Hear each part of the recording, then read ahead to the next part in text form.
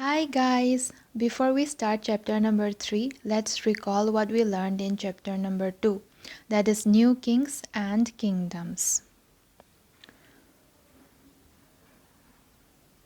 So, existing kings often acknowledge them as their subordinates or samantas. Who are these? They are big landlords or warrior chiefs.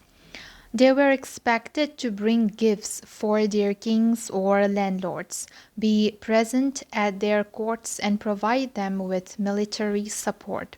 As Samantas gained power and wealth, they declared themselves to be Mahasamanta, Maha Mandaleshwara, the great lord of a circle or region, and so on. Sometimes they asserted their independence from their overlords.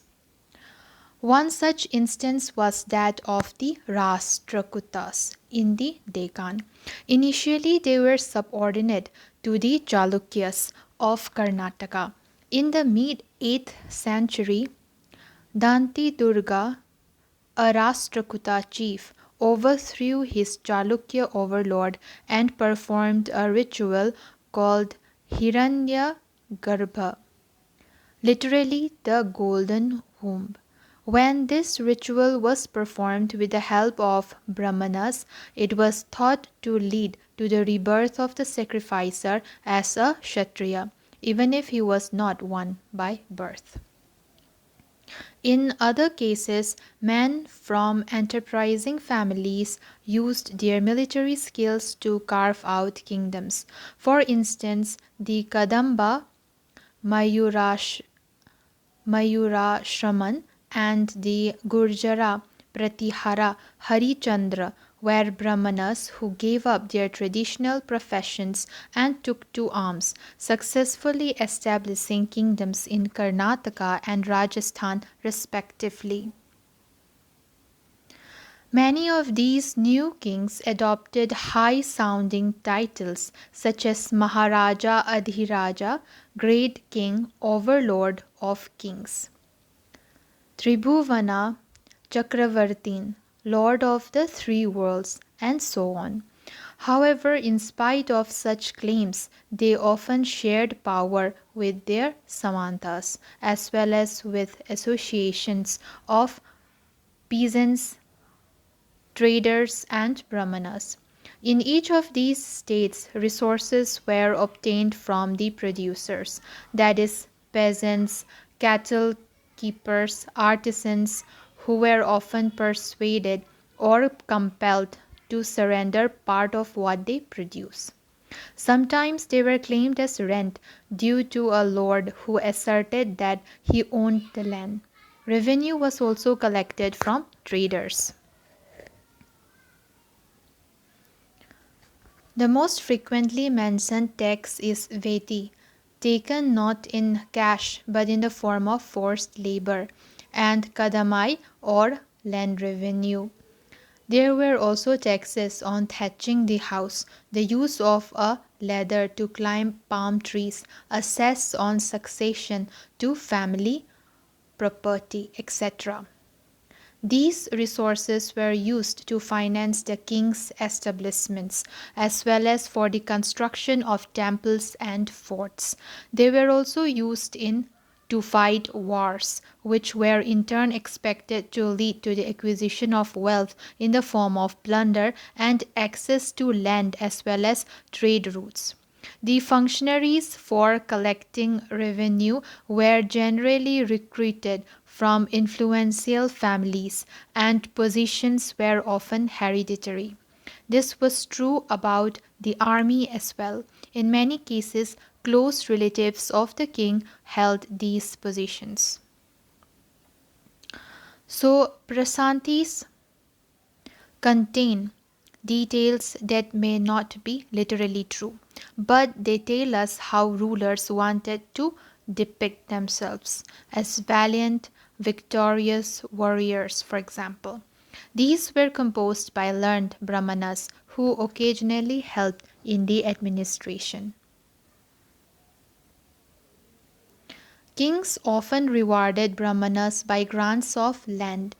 These were recorded on copper plates, which were given to those who received the land.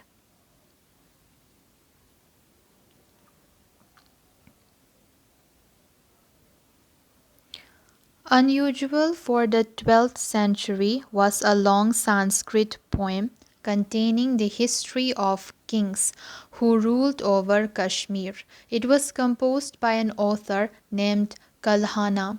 He used a variety of sources, including inscriptions, documents, eyewitness accounts, and earlier histories, to write his account. Unlike the writers of Prashastis, he was often critical about rulers and their policies. So, one particularly prized area was the city of Kannauj in the Ganga Valley. For centuries, rulers belonging to the Purjara, Pratihara, Rashtrakuta, and Pala dynasties fought for control over Kannauj. Because there were three parties in this long drawn conflict, historians often describe it as the tripartite struggle. Rulers also tried to demonstrate their power and resources by building large temples. So, when they attacked one another's kingdoms, they often chose to target temples, which were sometimes extremely rich. One of the best known of such rulers is Sultan Muhammad of Ghazni, Afghanistan. He ruled from 1997 to 1030 and extended control over parts of Central Asia, Iran, and the northwestern part of the subcontinent. He raided the subcontinent almost every year. His targets were wealthy temples, including that of Somnath, Gujarat. Much of the wealth Muhammad carried away was used to create a splendid capital city at Ghazni. He was interested in finding out more about the people he conquered and entrusted a scholar named Al-Biruni to write an account of the subcontinent. This Arabic work, known as the Kitab al-Hind, remains an important source for historians. He consulted Sanskrit scholars to prepare this account. Other kings who engaged in warfare include the Jahamanas, later known as the Chauhans, who ruled over the region around Delhi and Ajmer. They attempted to expand their control to the west and the east, where they were opposed by the Chalukyas of Gujarat and the Gahadavalas of western Uttar Pradesh.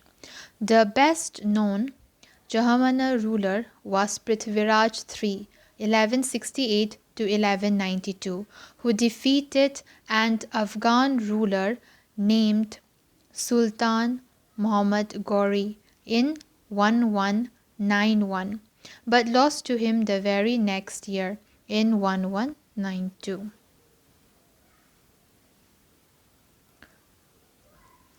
How did the Cholas rise to power? A minor chiefly family known as the Muttarayar held power in the Kaveri Delta. They were subordinate to the Pallava kings of Kanchipuram. Vijayalaya, who belonged to the ancient chiefly families of the Cholas from Urayur, captured the delta from the Muttarayar in the middle of the 9th century. He built the town of Thanjavur and a temple for goddess Nishumbhasudini there. The successors of Vijayalaya conquered neighboring regions and the kingdom grew in size and power. The Pandyan and the Pallava territories to the south and north were made part of this kingdom. Raja Raja I, considered the most powerful Chola ruler, became king in 985 and expanded control over most of these areas. He also reorganized the administration of the empire. Raja Raja's son Rajendra I continued his policies and even raided the Ganga Valley, Sri Lanka, and countries of Southeast Asia, developing a navy for these expeditions. The big temples of Thanjavur and Gangaikonda Cholapuram, built by Raja and Rajendra, are architectural and sculptural marvels. Chola temples often became the nuclei of settlements which grew around them. These were centers of crafts production. Temples were also endowed with land by rulers as well as by others. The produce of these land were went to maintain all the specialists who worked at the temple and very often lived near it. Priests, garland makers, cooks, sweepers, musicians, dancers, etc. In other words, temples were not only places of worship, they were the hub of economic, cultural, and social life as well. Amongst the crafts associated with temples, the making of bronze images was the most distinctive. Chola bronze images are considered amongst the finest in the world. While most images were of deities, sometimes images were made of devotees as well. The Kaveri River branches off into several small channels before emptying into the Bay of Bengal. These channels overflow frequently, depositing fertile soil on their banks. Water from the channels also provide the necessary moisture for agriculture, particularly the cultivation of rice. Although agriculture had developed earlier in other parts of Tamil Nadu, it was only from the 5th or 6th century that this area was opened up for large scale cultivation. Forests had to be cleared in some regions, land had to be leveled in other areas. In the delta region, embankments had to be built to prevent flooding and canal had to be constructed to carry water to the field. In many areas, two crops were grown in a year. In many cases, it was necessary to water crops artificially. A variety of methods were used for irrigation. In some areas, wells were dug. In other places, huge tanks were constructed to collect rainwater. Remember that irrigation works require planning, organizing labor, and resources. Maintaining these works and deciding on how water is to be shared. Most of the new rulers, as well as people living in the villages, took an active interest in these activities. How was the administration organized? Settlements of peasants, known as Ur, became prosperous with the spread of irrigation agriculture. Groups of such villages formed large units called Nadu. The village council and the Nadu had several administrative functions, including dispensing justice and collecting taxes. Rich peasants of the Velala caste exercised considerable control over the affairs of the Nadu under the supervision of the central Chola government. The Chola kings gave some rich landowners titles like Movendavilan, a Velan, or peasant serving three kings, Arayar, chief, etc., as markers of respect and entrusted them with important offices of the state at the center. So, types of land. Chola inscriptions mention several categories of land. Number 1. Velan land of non Brahmana peasant proprietors. Brahmadeya, land gifted to Brahmanas. Shalabhoga, land for the maintenance of a school. Devadana, Tirunamattukani, land gifted to temples. Palichandam, land donated to Jain institutions. We have seen that Brahmanas often received land grants or Brahmadeya. As a result, a large number of Brahmana settlements emerged in the Kaveri Valley as in other parts of South India. Each Brahmadeya was looked after by an assembly or sabha of prominent Brahmana landholders. These assemblies worked very efficiently. Their decisions were recorded in detail in inscriptions, often on the stone walls of temples. Associations of traders, such as nagarams, also occasionally performed administrative functions in towns. Inscriptions from Uttaramerur in Chingliput district, Tamil Nadu, provide details of the way in which the Sabha was organized. The Sabha had separate committees to look after irrigation works, gardens, temples, etc. Names of those eligible to be members of these committees were written on small tickets of palm leaf and kept in an earthenware pot, from which a young boy was asked to pick the tickets one by one for each committee.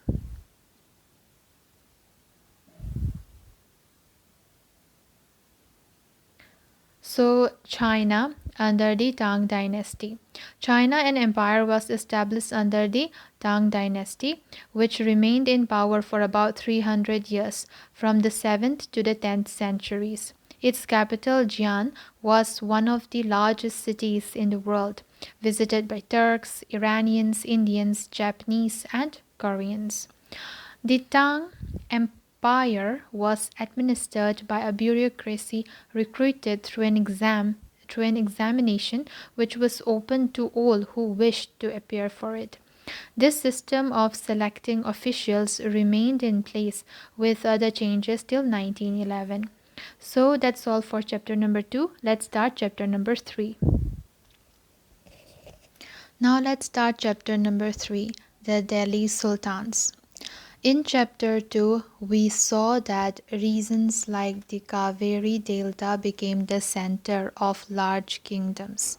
Did you notice that there was no mention of a kingdom with Delhi as its capital?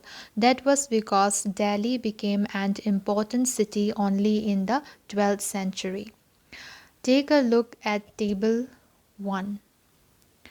Delhi first became the capital of a kingdom. Delhi first became the capital of a kingdom under the Tomara Rajputs, who were defeated in the middle of the 12th century by the Johans, also referred to as Jahamanas of Ajmer. It was under the Tomaras and Chauhans that Delhi became an important commercial center. Many rich Jains merchants lived in the city and constructed several temples. Coins minted here, called Delival, had a wide circulation. So, map 1.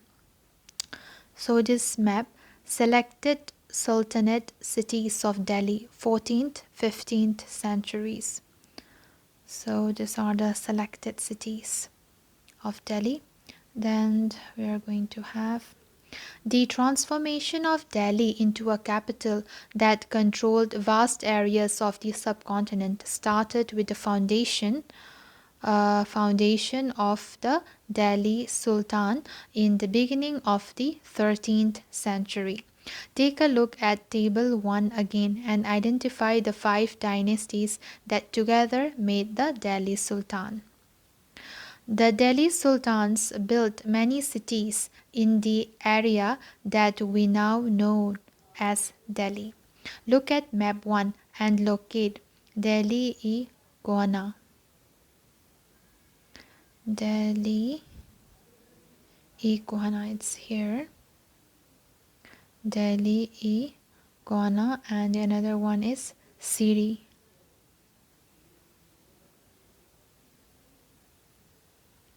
Siri is here, and we have Jahanpana.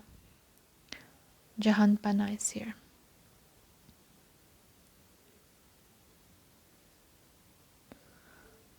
The rulers of Delhi, table 1. The first one is the Rajput Dynasty. Tomaras, early 12th century to 1165. Then Anangapala from 1130 to 1145. Then Chauhans 1165 to 1192. Prithviraj Chauhan 1175 to 1192. Early Turkish rulers 1206 to 1290. So Kutubuddin Aybek, it would be from 1206 to 1210. Then Shamsuddin Iltutmish 1210 to 1236. Rajia 1236 to 1240. Then Ghiyasuddin Balban 1266 to 1287. Then Khalji Dynasty 1290 to 1320. So Jalaluddin Khalji 1290 to 1296. Then Alauddin Khalji, it will be 1296 to 1316. Then we have Tughlaq Dynasty from 1320 to 1414. Then Ghiyasuddin Tughlaq 1320 to 1324. Muhammad Tughlaq 1324 to 1351.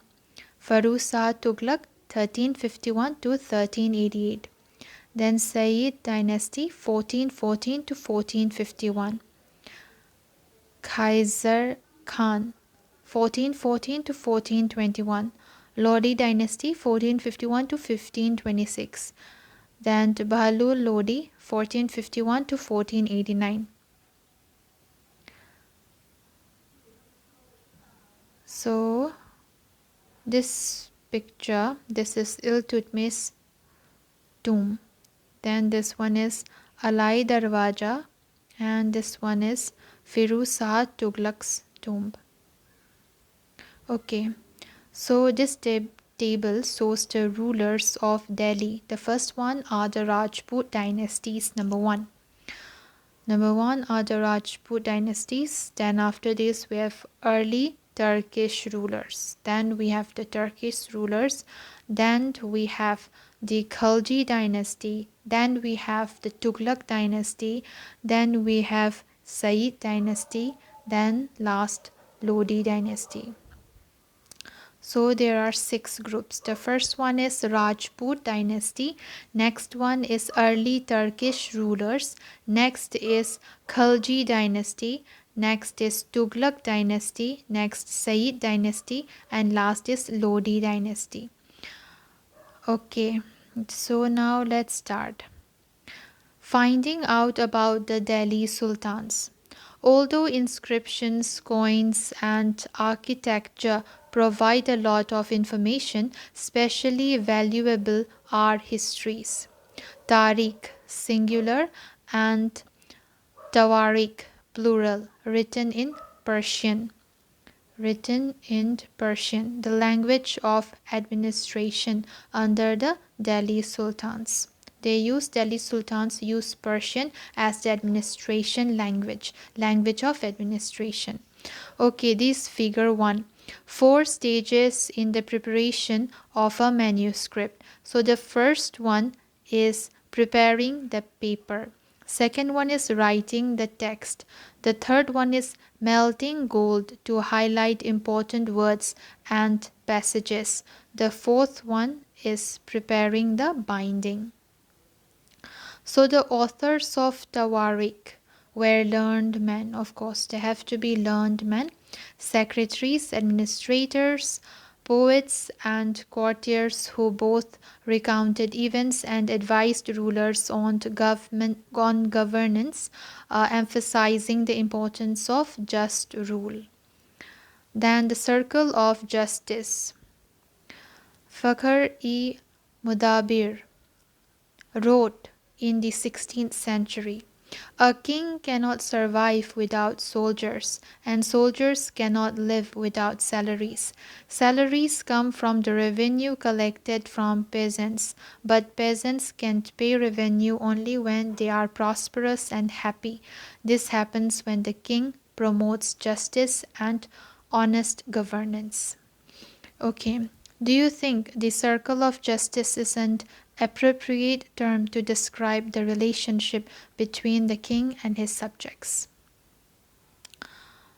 Now keep following additional details in mind. The authors of Tawarik lived in cities, mainly Delhi, and hardly ever in villages. They often wrote their histories for sultans in the hope of rich rewards. These authors advised rulers on the need to preserve an ideal social order based on birthright and gender distinctions. Their ideas were not shared by everybody. So birthright is the privilege, okay, are the privileges claimed on account of birth. For example, people believed that nobles inherited their rights to govern because they were born in certain families. Gender distinctions. Social and biological differences between women and men. Usually, these differences are used to argue that men are superior to women. In 1236, in 1236, Sultan Iltutmi's daughter Rajia became sultan. The chronicler of the age, Minhaj-e-Suraj, recognized that she was more able and qualified than all her brothers, but he was not comfortable at having a queen as ruler. Nor were the nobles happy at her attempts to rule independently. She was removed from the throne in 1240. What Minhas-e-Siraj thought about Rajya. Minhas-e-Siraj thought that the queen's rule went against the ideals, social order created by God, in which women were supposed to be subordinate to men. He therefore asked in the register of God's creation, since her account did not fall under the column of man, how did she gain from all of her excellent qualities? On her inscriptions and coins, Raja mentioned that she was the daughter of Sultan Iltutmish. This was in contrast to the Queen Rudramadevi (1262 to 1289) of the Kakatiya dynasty of Warangal, part of modern Andhra Pradesh. Rudramadevi changed her name on her inscriptions and pretended she was a man. Another queen, Didda, ruled in Kashmir 980-1003. Her title is interesting. It comes from Didi or elder sister, and obviously affectionate term given to a loved ruler by her subjects. Express.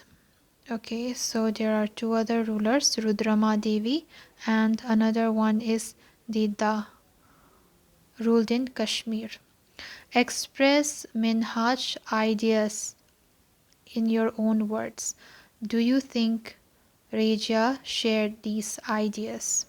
Why do you think it was so difficult for a woman to be a ruler? From garrison town to empire, the expansion of the Delhi Sultan. So this map too is the major cities captured by Samsuddin Iltutmish. In the early 13th century, the control of the Delhi Sultans rarely went beyond heavily fortified towns occupied by garrisons. The sultans seldom controlled the hinterland of the cities and were therefore dependent upon trade, tribute, or plunder of supplies.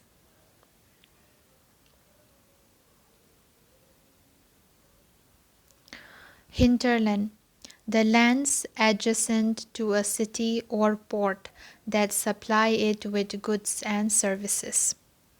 Controlling garrison towns in distant Bengal and Sindh from Delhi was extremely difficult. Rebellion, war, and even bad weather could snap fragile communication routes.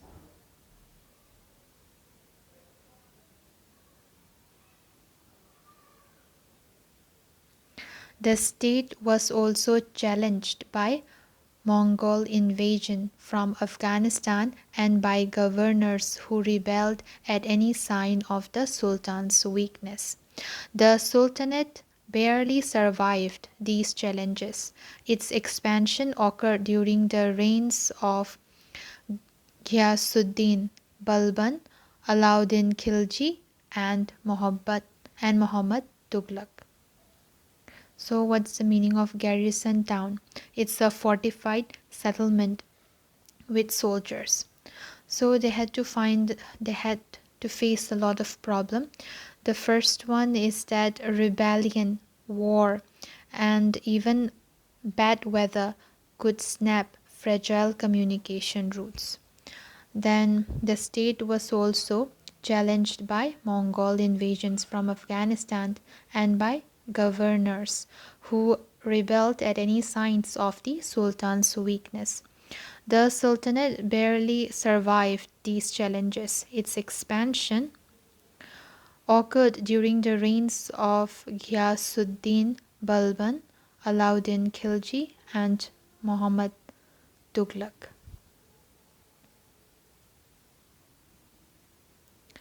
The first set of campaigns along the internal frontier of the Sultanate. The first set of campaigns along the internal frontier of the Sultanate aimed at consolidating the hinterlands of the garrison towns. During these campaigns, forests were cleared in the Ganga-Yamuna Dwap, and hunter-gatherers and pastoralists expelled from their habitat.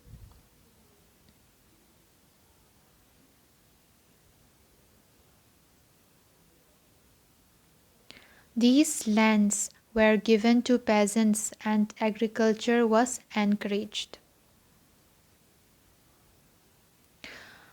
New fortresses and towns were established to protect trade routes and to promote regional trade. The second expansion occurred along the external frontier of the Sultanate. Military expeditions into southern India started during the reign of Alauddin Khilji.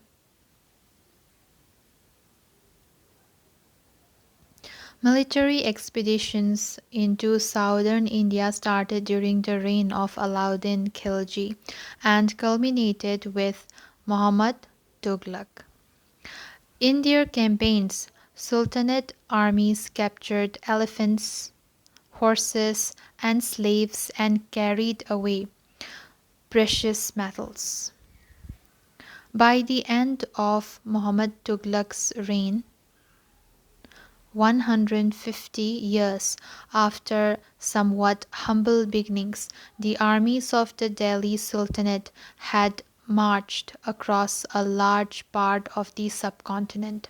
They had defeated rival armies and seized cities. The Sultanate collected taxes from the peasantry and dispensed justice in its realm. But how complete and effective was its control over such a vast territory? So this is map 3, Alauddin Khilji's campaign into South India. So this is Delhi.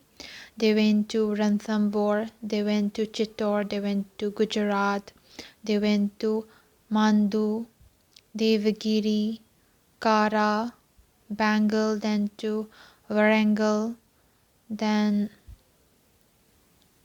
they went to Thanjavur, Madurai, Varasamudra.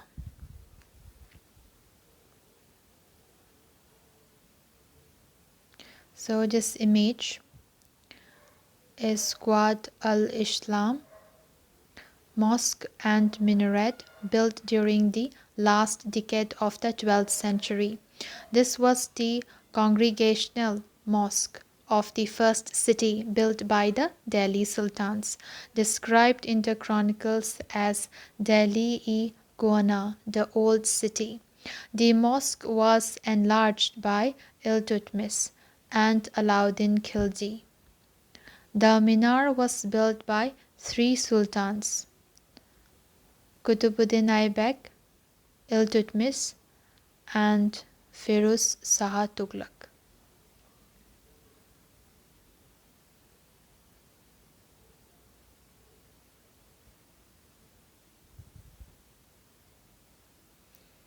Okay.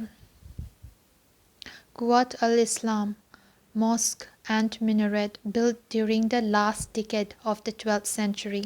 This was the congregational mosque of the first city built by the Delhi Sultans, described in the chronicles at Delhi-e-Kohana, the old city. The mosque was enlarged by Iltutmish and Alauddin Khilji. The minar was built by three sultans, Kutubuddin Aibak, Iltutmish, and Firuz Shah Tughlaq. The masjid.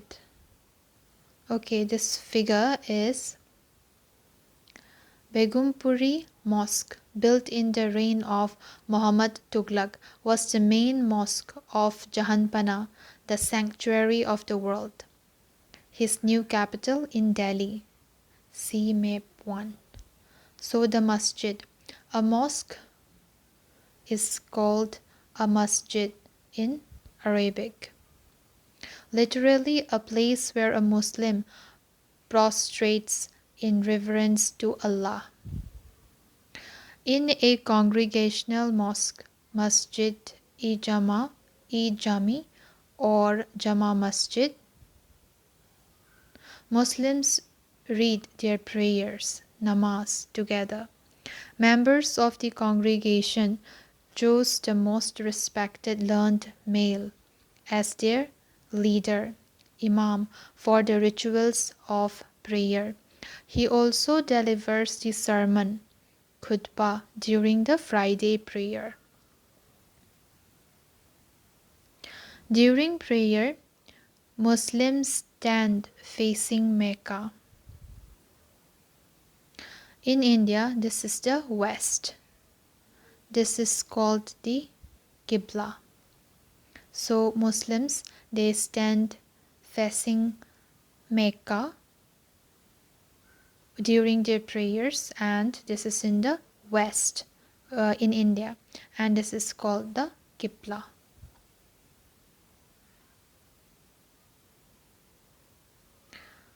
So the Delhi Sultans built several mosques in cities all over the subcontinent. These demonstrated their claims to be protectors of Islam and Muslims. Mosque also helped to create the sense of a community of believers who shared a belief system and a code of conduct. It was necessary to reinforce this idea of a community because Muslims came from a variety of backgrounds. Okay, this figure number 4 is Maud-ki Masjid, built in the reign of Sikandar Lodi by his minister. So figure number 5 is Mosque of Jamali Kamali, built in the late 1520s. Compare figures 2, 3, 4 and 5. What similarities and differences do you note amongst the mosque? The mosque in figure 3, 4 and 5 show an evolution in architectural tradition that culminates in Shah Jahan's mosque in Delhi. See figure 7 in chapter 5. A closer look: administration and consolidation under the Khiljis and Tughlaqs. The consolidation of a kingdom as vast as the Delhi Sultanate needed reliable governors and administrators. They need reliable governors and administrators. Rather than appointing aristocrats and landed chieftains as governors, the early Delhi Sultans, especially Iltutmish, favored their special slaves purchased for military service, called bandagan in Persian. They were carefully trained to man some of the most important political offices in the kingdom. Since they were totally dependent upon their masters, the Sultan could trust and rely upon them. Slaves rather than sons.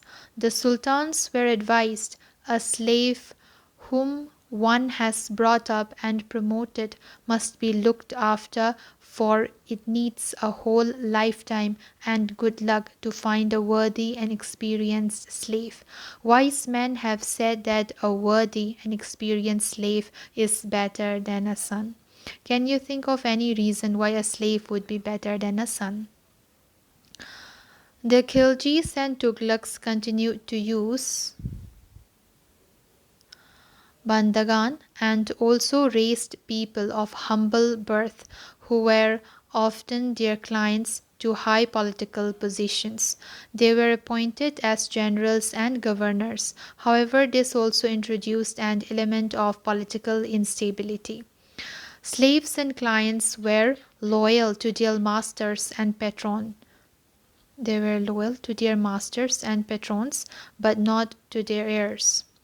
New sultans had their own servants. As a result, the succession of a new monarch often saw conflict between the old and the new nobility.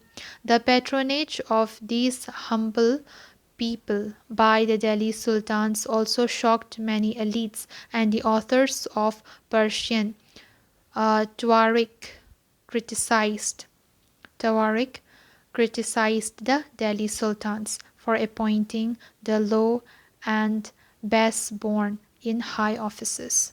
So what's the meaning of client? A client is someone who is under the protection of another, a dependent or hanger-on. Officials of Sultan Muhammad Tughlaq. Sultan Muhammad Tughlaq appointed Aziz Kumar, a wine distiller, Firuz Hazam, a barber, Monk A Tabak, a cook, and 2 gardeners, Ladha and Pira to high administrative post.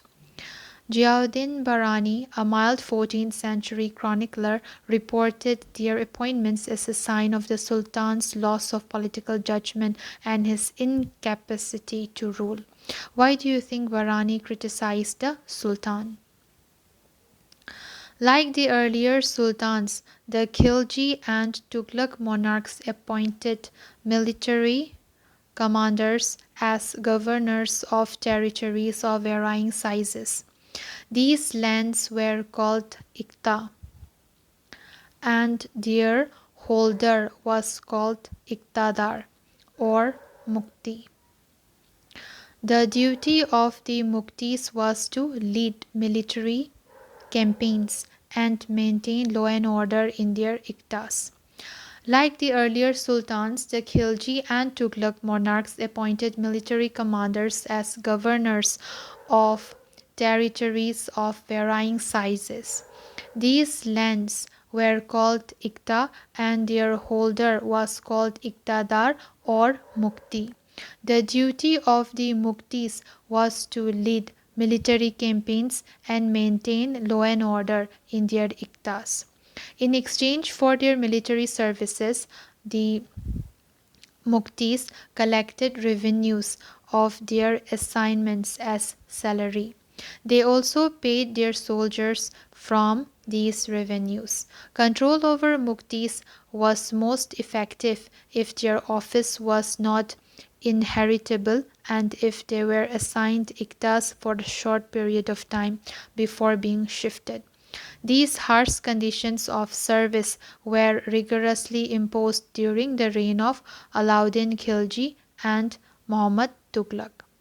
Accountants were appointed by the state to check the amount of revenue collected by the muktis.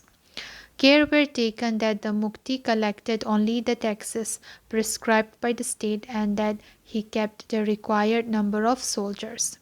As the Delhi Sultan brought the hinterland of the cities under their control, they forced the landed chieftains, the Samanta aristocrats and the rich landlords to accept their authority. Under Alauddin Khilji, the state brought the assignments and collection of land revenue under its own control.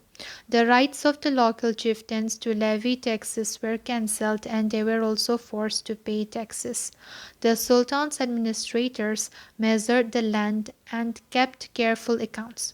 Some of the old chieftains and landlords served the Sultanate as revenue collectors and assessors. There were three types of taxes. Number one, on cultivation called kharaj and amounting to about 50% of the peasants' produce. Number two, on cattle, and number three, on houses. So there were three types of taxes. The first one is on the cultivation called kharaj and amounting to about 50% of the peasants' produce. Number two, on cattle, and number three, on houses. It is important to remember that large parts of the subcontinent remained outside the control of the Delhi Sultans. It was difficult to control distant provinces like Bengal from Delhi, and soon after annexing southern India, the entire region became independent. Even in the Gangetic plain, there were forested areas that Sultanate forces could not penetrate. Local chieftains established their rule in these regions. Sometimes rulers like Alauddin Khilji and Muhammad Tughlaq could force their control in these areas, but only for a short duration. Chieftains and their fortification. Ibn Battuta, a 14th century traveler from Morocco, Africa, explained that chieftains sometimes fortified themselves in mountains, in rocky, uneven, and rugged places, as well as in bamboo groves. In India, the bamboo is not hollow, it is big. Its several parts are so intertwined that even fire cannot affect them, and they are on the whole very strong. The chieftains live in these forests, which serve them as ramparts, inside which are their cattle and their crops. There is also water for them within, that is rainwater which collects there. Hence they cannot be subdued except by powerful armies, who, entering these forests, cut down the bamboos with specially prepared instruments. Describe the ways in which the chieftains arranged for their defense. The Mongols under Genghis Khan invaded Transoxiana in northeast Iran in 1219, and the Delhi Sultans faced their onslaught soon after. Mongol attacks on the Delhi Sultan increased during the reign of Alauddin Khilji and in the early years of Muhammad Tughlaq's rule. This forced the two rulers to mobilize a large standing army in Delhi, which posed a huge administrative challenge. Let us see how the two sultans dealt with this. The first one is Alauddin Khilji and another one is Muhammad Tughlaq. So Delhi was attacked twice in 1299, that is 1299, 1300 and 1302 and 03. As a defensive measure, Alauddin Khilji raised a large standing army. And for Muhammad Tughlaq, the Sultanate was attacked in the early years of Muhammad Tughlaq's reign. The Mongol army was defeated. Muhammad Tughlaq was defeated about Muhammad Tughlaq was confident about the strength of his army and his resources to plan an attack on Transoxiana. He therefore raised a large standing army. Alauddin constructed a new garrison town named Siri for his soldiers. Rather than constructing a new garrison town, the oldest of the four cities of Delhi, Delhi-e-Khwana, was emptied of its residents and the soldiers garrisoned there. The residents of the old city were sent to the new capital of Daulatabad in the south. The soldiers had to be fed. This was done through the produce collected as tax from lands between the Ganga and Yamuna. Tax was fixed at 50% of the peasants' yield. Produce from the same area was collected as tax to feed the army, but to meet the need of the large number of soldiers, the Sultan levied additional taxes. This coincided with famine in the area. The soldiers had to be paid. Alauddin chose to pay his soldiers' salaries in cash rather than iktas. The soldiers would buy their supplies from merchants in Delhi, and it was thus feared that merchants would raise their prices. To stop this, Alauddin controlled the prices of goods in Delhi. Prices were carefully surveyed by officers, and merchants who did not sell at the prescribed rates were punished. Muhammad Tughlaq also paid his soldiers cash salaries, but instead of controlling prices, he used a token currency, somewhat like present-day paper currency, but made out of cheap metals, not gold and silver. People in the 14th century did not trust these coins.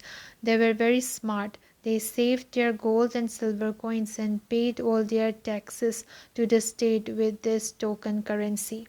This cheap currency could also be counterfeited easily. Alauddin's administrative measures were quite successful, and chroniclers praised his reign for its cheap prices and efficient supplies of goods in the market.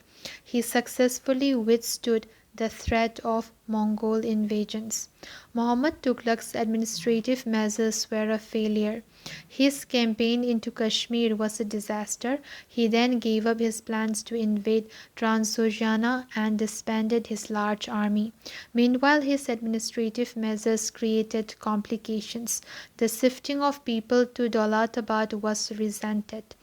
The raising of taxes and famine in the Ganga-Yamuna belt led to widespread rebellion, and finally the token currency had to be recalled. In this list of Muhammad Tughlaq's failure, we sometimes forget that for the first time in the history of the Sultanate, a Delhi Sultan planned a campaign to capture Mongol territories. Unlike Alauddin's defensive measures, Muhammad Tughlaq's measures were conceived as a part of a military offensive against the Mongols. The Sultanate in the 15th and 16th centuries. Take a look at the table 1 again. You will notice that after the Tughlaqs, the Said and Lodi dynasties ruled from Delhi and Agra. until 1526. By then, Jaunpur, Bengal, Malwa, Gujarat, Rajasthan, and the entire South India had independent rulers who established flourishing states and prosperous capitals. This was also the period which saw the emergence of new ruling groups like the Afghans and the Rajputs. Some of the states Some of the states established in this period were small but powerful and extremely well administered. Sher Shah Sur, 1540 to 1545, started his career as the manager of a small territory of his uncle in Bihar, and eventually challenged and defeated the Mughal Emperor Humayun, 1530 to 1540 and 1555 to 1556. Sher Shah captured Delhi and established his own dynasty. Although the Suri dynasty ruled for only 15 years, 1540 to 1555, it introduced an administration that borrowed elements from Alauddin Khilji and made them more efficient. Sher Shah's administration became the model followed by the great Emperor Akbar, 1556 to 1605, when he consolidated the Mughal Empire.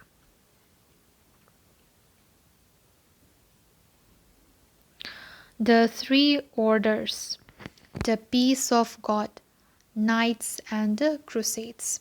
The idea of the three orders was first formulated in France in the early 11th century. It divided society into three classes: those who prayed, those who fought, and those who tilled the land. This division of society into three orders was supported by the Church to consolidate its dominant role in society. This helped the emergence of a new warrior group called knights. The Church patronized this group and used them to propagate their idea of peace of God. The attempt was to direct warriors away from conflict amongst themselves and send them instead on a campaign against the Muslims who had captured the city of Jerusalem. This led to a series of campaigns called the Crusades. These campaigns in the service of God and the Church completely altered the status of knights. Originally, these knights did not belong to the class of nobles, but by the end of the 11th century in France and a century later in Germany, the humble origins of these warriors were forgotten. By the 12th century, nobles also wanted to be known as knights.